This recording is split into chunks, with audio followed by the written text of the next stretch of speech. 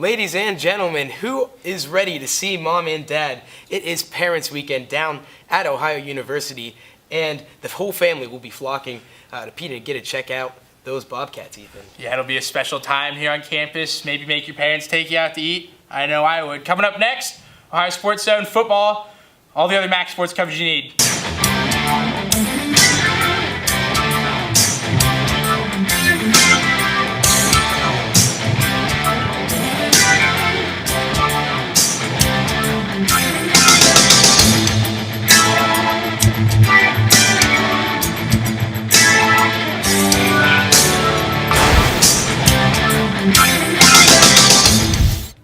And before we can look forward to free meals, clean laundry, and some fun, family fun for everyone, Ethan, we got to look back to last week's contest against the Purdue Boilermakers. Ohio, high expectations heading into this Big Ten matchup against the Boilermakers in West Lafayette, but they fall flat on their faces 44-21 in Ross-Ade Stadium. What the hell happened? Yeah, it was not a good second quarter for the Bobcats. 24 unanswered, unfortunately, did them in. They're only down 10-0 in the first, though, off to a tough start. A Spencer Evans field goal and an Elijah Sindelar touchdown pass to Bryson Hopkins put the Boilermakers up 10 early in the first. Ohio would respond in that same quarter. Quinn Maxwell started the game, came out after a 1-for-5 start, 4 straight incomplete passes. Frank decided to go with Nathan Rourke, who came in, led the Bobcats down on one of the next drives. A 4-yard, beautifully ran speed option put the Cats down 10-7 heading into the second. And then, like I said, wheels fell off, Shane, 24-0 there. Tario Fuller had a big second quarter score. David Blau threw a 62-yard touchdown, what we called a reverse flea flicker. I'm not really even sure what to call it. We watched the tape, couldn't really quite put a name on it. Ohio had some uncharacteristic turnovers from the running backs, uncharacteristic stuff from Frank Solich's team, really on both sides of the ball in terms of cleanliness. But yeah, and a couple of turnovers. David Blau, a quick touchdown pass to Mahogany to end the first half, 34-7. Cats really out of it from there. Yeah, and we looked at the offense there in the first quarter, 125 rushing yards for Purdue. Ohio holding its own, only 90 rushing yards, kind of trailing a little bit there, but not able to stop Tario Fuller for the Boilermakers. He pretty much had his way with the Bobcats defense. Yeah, it wasn't just him all night, though. There was a lot of other effective players, but everywhere you looked, there was a lot of missed tackles. Coach Solich talking about cleaning up those tackles. Taking better pursuit angles was something I saw, too, that Coach Solich also commented on in this week's press conferences. I looked for those mistakes to be cleaned up. Like I said, those are extremely uncharacteristic things from a Frank Solich football team. Really in 2005, 2006 when he came in and took over this program, really the mechanics, the intangibles of football, the small things were cleaned up, and I really expect that to be cleaned up this week with a competent Kansas team coming in this week. Yeah, and Nathan Rourke, who came on for Quentin Maxwell after the poor start for number 7, looked good again. For the Bobcats, engineered some offense. In the second half there, Ohio was able to actually win the next 2 quarters after trailing 34-7 at halftime, ended up outscoring the Boilermakers 14-10 there in the last 2 quarters. So what do you think were some positive signs for Rourke and the Bobcats as they look forward to Kansas this week? Well, they definitely won the second half, and me and you talked at halftime, and we talked about it on Twitter, Twitter, the Bobcats. Media out there. Yeah, I don't know, maybe we should make it. The Bobcats recovered. They did play well in the second half. Cam Odom had one of the best catches I've ever seen in the back corner of the end zone. Perfect touch on the fade from Cam Odom, able to snag it in. A Sports Center moment, if you will. The Bobcats did go on to lose this game 44-21. Did win that second half, though. The secondary was a key part that was lacking at some points in this game. Look for Javon Hagan and Brad Ellis, who both had big games at points, to step it up next week. They were looking good in the first quarter, but them and the rest of the secondary, definitely some holes they can fix next week, and I believe they will against the Kansas team. Alrighty. And for the Jayhawks, they're coming off a 45-27 loss against the Central Michigan Chippewas.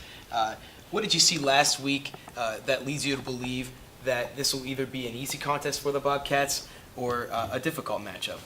Well, I like the fact that Ohio has a win over this team last year. I like the fact that Frank Solich is 7-0 all time against these Kansas Jayhawks, dating back to his several years with the Nebraska Cornhuskers. 2-0 here at Ohio, including a win last year, a 37-21 win, and which was a coming out party for Greg Windham at the time. If you remember, he had 100+ rushing yards and moved that offense soundly. And I look for maybe the same opportunity coming up for Nathan Rourke. This is one of his only third career game action we'll be seeing, so I look for him to maybe have a breakout game. Kansas, another fact, 41 consecutive straight road losses. Has not been since September 19th, 2009. That is unbelievable. That they've won a road game. So Coach David Beatty and his Jayhawks going to come in here, give the Bobcats their best shot, but I look for a motivated Frank Solich team to take advantage of Kansas, who's quite frankly not fared very well at all on the road chain. No, that is definitely a streak for recent vintage for sure. One player for Kansas and one player for the Bobcats that you look to be a difference maker this week. Kansas, I'm going to go with redshirt linebacker Joe Deneen. He was named to the Big 12 Pro Football Focus's most efficient player list last week. 12 tackles, 2 for losses. Kansas has historically struggled on defense. They did struggle against Ohio last year, but Joe Deneen showed he can come up with some big tackles at times. For the Bobcats, I like Javon Hagan. I said this right after the game, right after we were driving home. Javon Hagan was a freshman last year, came in, looked like a senior at times, dominated the game at times, really had a great game, his coming out party, I'd say, against Western Michigan last year. I look for Javon to have a big game, maybe interception this week. Kansas likes to throw the ball 50, 60 times a game. Javon, Brad, Jalen Fox, all going to have their chance. Yeah, speaking of throwing the ball there, Ohio looked at Central Michigan last week, putting up 467 yards against this Kansas Jayhawks secondary. Not that Nathan Rourke is going to throw the ball as much as Shane Morris of the Chippewas did, but do you look to see him maybe increase his reps and try to find more targets for receivers this week, or do you think that they're going to try to restore some balance to that offensive spread, maybe add some packages for Dorian Brown or Julian Ross that kind of illustrates the running game a little bit better? I look for them to go maybe 50-50 on offense. I think Quentin Maxwell will get some reps too. I don't know that Coach Solich has named a starting quarterback necessarily at this point, but I look for him to spread the ball around, get Cam Odom involved. Poppy White, obviously leading receiver for the Bobcats, should be involved too. We're going to go to break, tell you about MAC football coming up next. Ohio Sports Zone. Welcome back on Ohio Sports Zone. Ethan Graham, Rabbit Father Shane Dazen, still with you. Shane, let's talk about Central Michigan football. Let's talk about a bunch of MAC football. Central Michigan, 45-27 last week over a Kansas team that's coming in here to Peden Stadium. What do you got on Central Michigan? Yeah, Central Michigan last week with the big thrashing of the Jayhawks. Mm-hmm. Good indicator for the Bobcats as they have them in Peden this weekend. You got to like what MAC schools are able to do against these Power 5 conferences. Definitely. Albeit a lower-seeded Power 5 conference team in Kansas. But, clean pickings for Shane Morris of the Chippewas. 28 of 37 for 467 yards and 5 touchdowns. He made it look extremely easy on the football field there for Central Michigan. Had 3 touchdowns in the second quarter after Kansas took a 3-0 lead to end the first. Central Michigan was up 24-6 to end the half, and Kansas was able to come back, make the game 24-20, and at that point it could be a swing. You never know what's going to happen. Central Michigan able to bear down, figure it out, and they escape with another 21 points over the last quarter. 45-27 was all she wrote, and it looked like to be an easy tune-up for MAC schools against some of these Power 5 conferences. Yeah, Shane Morris had a big game for the Chips too. Eastern Michigan pulling out a 16-13 win, improving to 2-0 on the season, sending Rutgers from the Big Ten to 0-2. Shane, you talked about MAC schools hanging in there with Power 5 schools. Get this stat. This is the 12th straight year a MAC school has beaten a Big Ten school. Eastern Michigan, a program that at times struggled to win 1 or 2 games, now has 2 in their pocket to start the season. Paul Frianco, one of the best kickers in the MAC, right up with our own Louis Zervos, I would be remiss to mention. Paul Frianco, 24-yard field goal. He hit 3 other 24-yard field goals, 2 other field goals varieties that were not 24 yards, of course. Brogan Roback with another good game for the Eagles, 260 yards. Eastern Michigan is off this week, Shane, but they're going to look to continue They're so far undefeated season through 2 games against the Cats. Cats going up there to Ypsilanti on September the 23rd. I'm sure we'll make the trip to cover it for Ohio Sports Zone. Yeah, 3 teams up in the MAC West sitting at 2-0 after competitive. 2 weeks. The MAC's always competitive. I love it. Looking like a very nice Western Division Sure. there, and some good competition for the Bobcats as we move forward. Ethan, speaking of that Toledo team, they faced a Nevada team that didn't really live up to expectations against definitely the Rockets. not. Toledo improved to 2-0 on this season. This is a team we talked about in you and I's conversations. Other people I talk with the MAC about is a team that, like Western Michigan, has the potential to break off 11 or 12 wins, be that best group of 5 team moving forward. If everything breaks their way, they're going to have a good chance against Miami of Florida coming up here. But they were able to get the win, like you said, 37-24 over Nevada. Logan Woodside doing what Logan Woodside does. Shane, let me tell you something about Logan Woodside. Loves throwing touchdown passes. Adds 2 more to the list here. Terry Swanson comes in, replacing that Kareem Hunt hole last year in the background, running for the Rockets. 2 touchdowns, a whole bunch of yards, 101 of them, as a matter of fact. Toledo allowed 388 yards, though. That's the difference between them and this Western team last year and other teams in the MAC that we have seen run the table at points. Is Toledo struggles on defense, but their offense, for my money, can hang with anyone in the country, and they're going to have a chance to hang with a Tulsa team that is just explosive. 66 points last week in a win over Louisiana Lafayette, the Cajuns down there. Tulsa quarterback Chad President had a good game, but let me tell you something about D'Angelo Brewer. 38 carries. 262 yards. I don't know if I walked 262 yards to the studio today. This guy ran it and for 3 touchdowns in Division 1A football, Shane. So should be a great game if you love offense. Make sure you go out of your way to watch Toledo and Tulsa this weekend. I'm sure it's on ESPN3 or CBS Sports Network.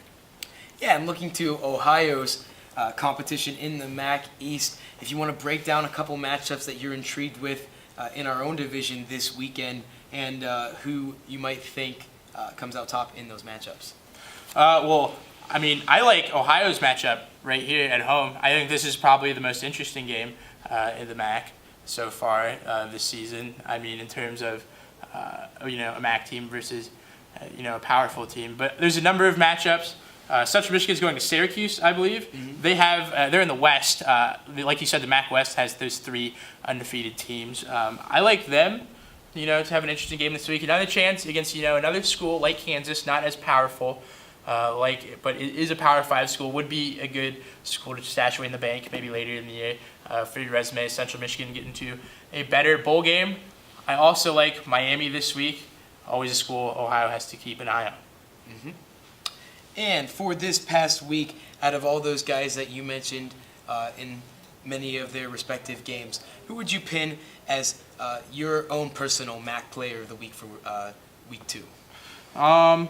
Well, I think Paul Frianco. I think the kicking game, we talk about offense, talk about quarterbacks, talk about studs, but the kicking game gets overlooked. Paul Frianco does not drill those 3 field goals. Rutgers wins that game, even though it's close. Gotta love the kickers.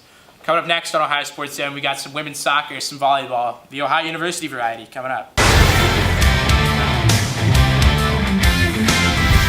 We are back here on Ohio Sports Zone. Thanks for sticking around. Shane, Ohio University volleyball is something I've grown quite fond of since we started this school year. These ladies have really captured everybody's hearts. Yeah, I know that Oklahoma game was special. I've been following them since then. They played at the Jefferson Cup in Charlottesville, Virginia last week. Tell me a little bit about that. Jefferson Cup in Charlottesville, Virginia, presented by Fairfield Inn and Suites. Of course. So they had a good rest prior to the game, and you gotta love that because they were well rested heading into Friday's matchup against Howard. Ended up beating the Bison of Howard 3-1 on the contest. Ohio taking the first set 25-19, faltering in the second set a little bit, dropped it 25-17 before rallying 25-21 and 25-23 to close out the victory. A lot of heart from this Cats team. The win moved the Bobcats to 6-3 in the early going. Howard fell to 1-7, so you got to like those numbers. The Cats hit about 246, 56 kills, and 142 total attacks, 7 service aces. All very good signs for a Bobcat team that was facing some stiffer competition on Saturday against VCU and Virginia. Dean Webb credited Ohio, with being able to keep up with a very competitive and athletic team against Howard. He said that was one of the most athletic teams they played up until that point, and would be one of the most athletic teams that they played in the tournament that weekend. So he liked what he saw. Tia Jimerson, that freshman middle blocker, hit 400s, team high 17 kills. She continues her torrid play for the Bobcats, has really helped to make up for losses from some of those seniors. So all told, very nice night on Friday. Saturday was not exactly as pretty. Bobcats going to Penn State this weekend. Another one of these tournaments I love where they get to show that heart. You're talking about them coming back from sets. Show that heart against some bigger schools. You have a Penn State in there who's hosting it. You have a Yale, and you have Wake Forest in there who the Bobcats will try their best against, get some W's. What do you think about those?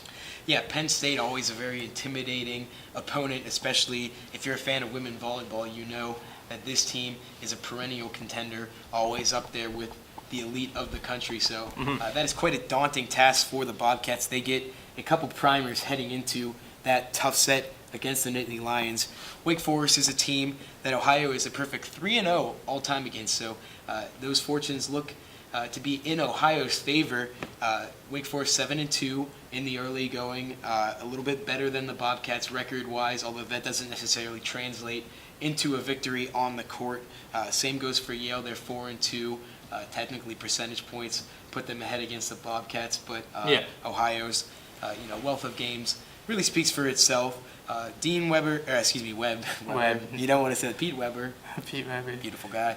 Beautiful ball. Tennis. But anyway, Dean Webb thought that the serve, receive, and defense both took major steps forward this week in the Jefferson Cup, albeit in losses. He thinks that those are two places where the Bobcats will make some progress going forward, and those are two things that they'll look to really capitalize on against a team like Penn State, where every single play really matters. From one sport to another, women's soccer also happened this week. Ohio, a tough 3-0 loss to Kentucky. That was at home. They were down 3-1 after the first half. Still a competitive game. Ohio, still, playing their brand of soccer. But the game got away from them in the second half. 2 more goals by Eva Mitchell, one by Katie Keene for the Wildcats. Also for soccer, after that 3-0 loss to Kentucky, Shane. A tough loss to Marshall, an old Mac school, of course, if you will remember. 1-0. Aaron Rodgers called it an intense game. There's some yellow cards in this game, Shane. Got a little chippy at times. But, the Cats, they struggled.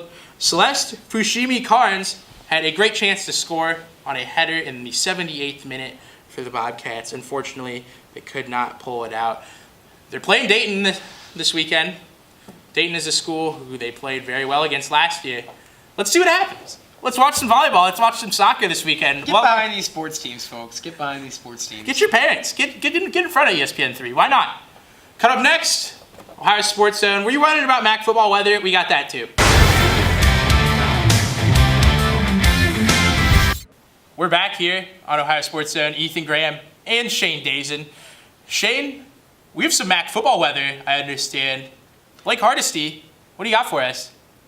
All right, thanks, guys. So as many of you know, it is game day in Athens here on Saturday, with OU taking on Kansas at 12 o'clock noon at Peden Stadium.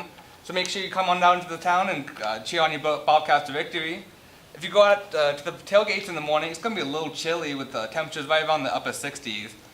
It's going to be a mix of sun and clouds, so you're going to get some sunshine in there as well. Not much of a wind at all, though, but it is still going to be in the upper 60s at tailgating, so it's going to be a little chilly, so make sure you grab that jacket. You can leave the jacket in the car, though, as you make your way to the stadium, because it's going to be a nice, warm 80 degrees by the time kickoff is happening. So it's going to be a nice, pleasant day for football. If you're going to go roam around town with your parents, that's fine, too. It's going to be a nice, pleasant weekend to do that. Saturday night, if you go out to Court Street after the victory, it's going to be pretty chilly, kind of like in the morning it was. It's going to be right around the upper 60s as you go out in the town for the night. Winds are light and variable, so it's going to be just no wind at all, just kind of pretty chilly, so make sure you grab that jacket again as you go out and enjoy your evening. If you're not staying in Athens for the weekend, maybe you're heading over to Oxford to watch Miami take on Cincinnati at 8 p.m. It's going to be about the same conditions over there. It's going to be really chilly by the time kickoff's going to be happening, though. It's going to be clear skies, which is going to leave the temperature in Oxford pretty chilly. High's going to be around 59 degrees by the time kickoff at 8 p.m. No rain in the forecast for Saturday, but again, no clouds. So it's going to make it for a pretty chilly evening. So again, make sure you grab that jacket. Even I recommend a coat if you're going to Oxford. It's going to be a pretty chilly one. But again, if you're going out in Oxford that Saturday night, again, it's going to be pretty chilly. Pretty nice conditions though. So if you're going to watch football, maybe just going out town with your parents. It's going to be an overall pleasant weekend for this weekend here in Athens. Guys, back to you. Make sure you bring your blankets to Oxford, Shane, I guess, huh? Yep, it is going to be a chilly one in Miami. Let's have a hockey talk. You and I, we covered Ohio Bobcats hockey last year. They made it all the way to the ACHA National Championship, lost to Central Oklahoma. They have the green and white game coming up this weekend, inter-squad scrimmage. They're playing with themselves. Shane, what are you looking for in this game? Yeah, it's going to be a nice tune-up heading in to the regular season action against John Carroll University. You always got to love when John Carroll comes in. Perennial opponent for the Bobcats. So these guys will be honing their skills and practicing their trade in preparation for that this Friday night. And you're looking for some new faces in the crowd, guys like Timmy Thurnell, guys like Nick Gross, guys like Mason Coaster. All these guys are, new-time Bobcats, so you want to see what they're going to be able to do in the lineup. I don't know why you're laughing. I guess we're just that excited to talk about hockey. I really do. You gotta love what hockey. these Bobcats are all about. Absolutely. You gotta love what Sean Hogan has created here at Ohio. The culture at Bird Arena is bar none above any other ACHA rink I've been in recent vintage. I love coming in and hearing the green and white and the gang green getting rowdy for this team. So you're looking forward to all the festivities leading up to the game. You're looking forward to seeing some new faces in the Bobcats lineup, and you're looking forward to kind of celebrating these three seniors who are going to be in Ohio's lineup this season, at an early going Yeah. there. But that's going to be a major focal point too. These guys have been with the program for the last 3 years. It is their last season in Ohio, and this is really kind of just the kickstart to the season. So I'm sure there's going to be a lot of focus on seniors and making sure that they have a good last first game for the Bobcats. Gianni Evangelista scored a whole bunch of points for the Bobcats last year. Leading point getter for the Cats, 34 on the regular season. Not bad. Do you think we can expect a sophomore slump? That was a ton of points. He got a lot of them in a few games, but nonetheless, points are points. They go down the stat book all the same. Do you think we can expect that kind of performance out of Evangelista again? Or is there any other Bobcats you can expect? Maybe an explosion of scoring? Well, you got to look at the role that this guy is now taking on, Evangelista, that is, Hartman last year, who was a captain for the Bobcats, number one, and a reliable point getter and first-line center, is no longer with the club. You look at guys like Breslin, who are no longer filling those Big roles. Joe. So you're going to have to step up and play more minutes, have an increased role in the lineup. That's nothing that Evangelista isn't used to. He's used to filling those big minutes for the Cats and playing in different situations where he's going to get himself on the stat sheet. So I don't see it as being an intimidating factor for him. The fact that he's a sophomore and different teams have seen him come in and out of their buildings before. I think that if anything, the extra year that he's had as a Bobcat is going to be nothing but kind of a catalyst for an even better season this year. You look at who he's probably going to be playing with up on the first line, some interchangeable parts, but he worked really well with Tyler Harkins last year, Garrett Jenkins, and those guys are a little bit smaller, so they're going to be greasy. They're going to be those guys that really have to work to get those points. So I think with the increased role, comes increased production from everybody he plays around, which leads to more points. Bobcats are very safe with Gianni Evangelista as their first-line center if that's what they choose to do. Shane, I am so happy that everyone's parents are going to be in town this weekend. Tell your parents you love them. Thank them for letting you come to college, and thank them for everything they've done for you. Thank you for watching Ohio Sports Zone. For Shane Days and I'm Ethan Graham. Let's go Cats.